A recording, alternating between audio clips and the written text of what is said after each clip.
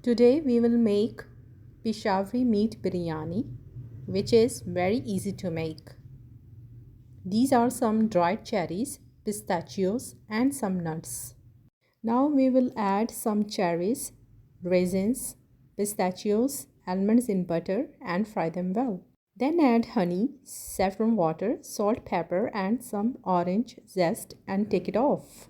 Cut the meat into pieces, then add onions, garlic, cardamom and salt to cook the meat. When it's cooked, keep them in a pan. Brush the meat with saffron and olive oil and place it in the oven for 15 minutes. Now take Punjabi white basmati rice and measuring them in a bowl and wash them and soak it for half an hour and then cook it in a meat broth. See that the grain of rice is well cooked separately. Take out the Peshawari meat biryani in a platter and set baked meat on top.